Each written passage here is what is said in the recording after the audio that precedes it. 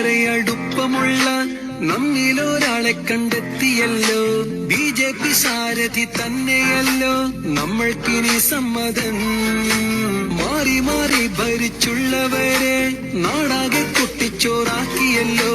മാറ്റം ഇനി വാടിനായി വേണ്ടേ, അതിനു വിടർന്നൊരു താമരയാ. നാളേക്കുള്ളൊരു പ്രതീക്ഷയതാ, വോട്ടുകള് ചെയ്തിടണം താമര ചിഹ്നത്തിലേ.